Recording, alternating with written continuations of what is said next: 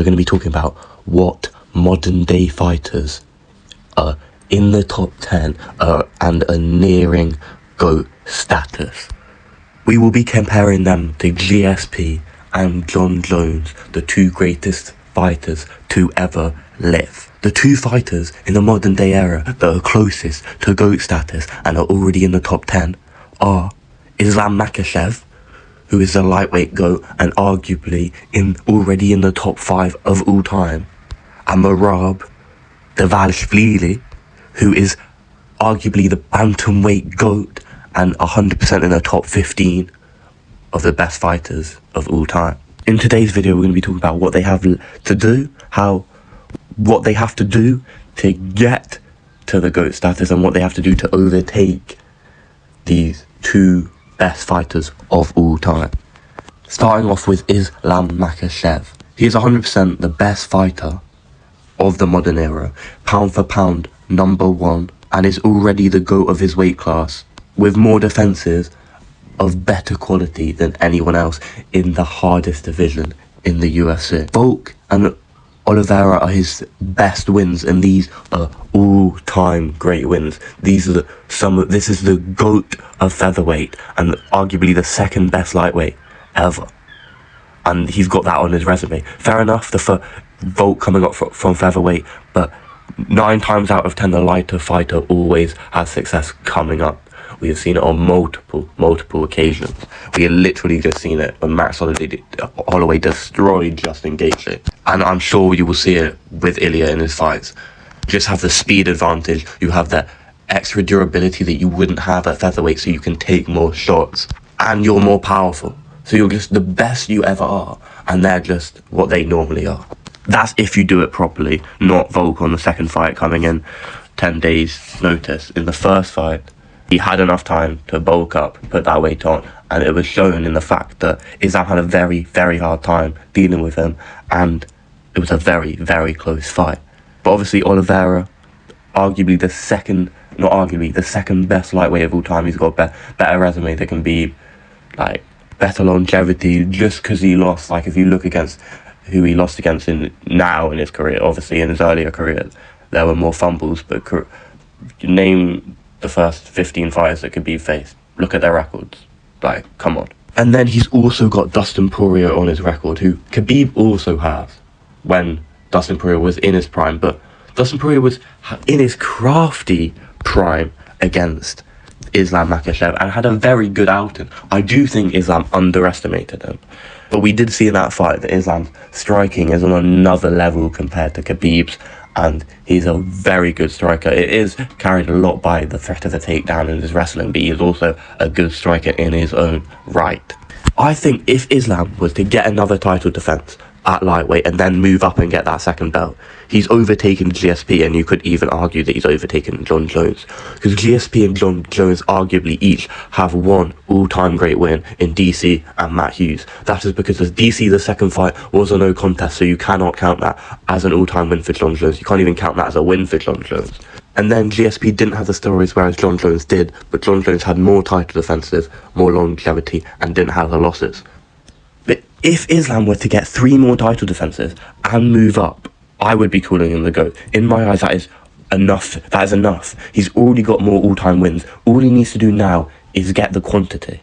He's got the quality. He's got better quality than GSP and Jon Jones already. He needs to get the quantity. And with that will also come quality, because the fighters nowadays are just better. It will be harder for him to do so the quality will just keep on stacking up. Like, if he moves up, he'll either have to face Belal or JDM. He's not going to face, probably, he said he doesn't want to face Belal, but Belal or Shavkat. Belal or JDM or Shavkat. You're telling me that those two fights aren't harder than Johnny Hendricks, Matt Serra, Johnny Finch, like all of these guys? It is. They're way harder fights, and it would be moving up a weight class. So I think Islam has 3 more fights, max 4 at the title level and winning them. And if he does that, in my eyes, I would consider them the GOAT. And I don't like that. I don't like Khabib. I don't think he's humble at all. But you cannot argue with the facts in Islam's resume, and he does not have that much longer to go. Why, as a fan base, would we count the title defenses over the quality. That does not make sense. The John Jones and GSP has larger quality, but they don't have the quality. They are severely lacking in quality. If John Jones were to get that Tom Aspinall win, or have a very impressive outing against Tom Aspinall, that would push him further, and Islam would have to do more. But I do not see that happening. I don't even think we will be getting the fight. We probably are, because Tom Aspinall just posted something saying big news coming soon. But that could even be an announcement about a different fight. But now we move on to Merab Dvalishvili, arguably the bantamweight GOAT. Because if you look at it, Dominic Cruz, that's Dominic Cruz or TJ Dillashaw or Aljamain Sterling. That's literally the only other options. 100% not Sean O'Malley. He's definitely got a better resume than Sterling, because he didn't have all the actresses and all the wins. He beat Peter Yan, dominated Peter Yan, didn't have all the actresses beating him. So clears TJ Dillashaw, and I believe he clears Dominic Cruz. So in my mind, he is the bantamweight GOAT. I do not like watching Merab. He is boring. He is a decision merchant. And the only fight that I really liked watching of his was the Umar fight, because it's two wrestlers, so there was a lot more striking and it was entertaining, and he did have showmanship like he does in all of his fights. And I did find it funny that he kissed Sean O'Malley. It was weird, but it was funny. But his resume speaks for himself. He already has 2 all-time wins.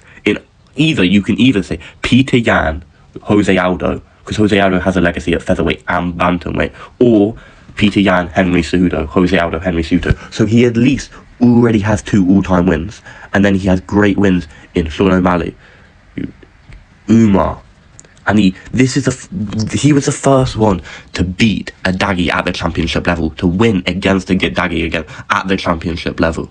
And it was in such an embarrassing way. He didn't dominate him, but it was such an embarrassing way. He had Khabib telling Umar to wrestle when it was clearly not working, and the wrestling was clearly tiring him out, which in turn made Umar lose the fight. Umar was doing well in the first and second rounds with the kicks, keeping him in the way with the kicks and the punches, doing well with the striking. Any coach in their right mind that didn't have the Dagestani pride would have told Umar to keep striking and not go for takedowns. But now, Khabib said, this is the time to wrestle, Umar, this is the time to wrestle, in turn losing Umar the fight. Because if you're a fighter, you're going to listen to your coaches, especially if it's Khabib, someone you looked up to, someone that you see as a hero. You're going to listen to what they're saying. So I don't even blame Umar for losing the fight. It's on Khabib. He shouldn't have been telling Umar to do these things. He should have telling him to keep on going with the striking and the teeps and the kicks, because that's what he was successful for. He was gassing out with the wrestling and he had no success. But that was a little tangent. But Merab is already the bantamweight GOAT, and he's a couple wins away from being the GOAT in his own right. If he got another 2 wins at bantamweight, which I could see him doing in a Sean O'Malley rematch and maybe a Peter Yan or another name, then if you either went down and got the belt off Pantoja or went up, there is a world where we could see Merab be the first triple champ. I don't think it's going to happen, but if I could see him going down there and beating Pantoja, and I could also see him going up and beating, well, actually I don't know if I see him beating Volk, but I don't think Volk will be there when he would be going up anyway. Volk's going to be retiring the next year too. He literally said he had 1 more fight after the Diego Lopez fight, and I doubt that would be against Merab, so it would be Merab against Lopez. I think Merab probably beats Lopez. I don't really see him killing Merab. Maybe though, maybe. But I think Merab is 4-5 wins away from being 4 wins away from being the GOAT in his own right, regardless of what Islam does. But that does depend on if he goes down and gets a belt or goes up and gets a belt. Because I don't know if he could be the GOAT just with 1 belt, getting 1 belt in 1 division, because John Jones, GSP, and if Islam gets that 2nd belt, would all have 2 belts in 2 divisions. Even though they weren't reigning at the same time, that doesn't matter. But let me know what you think.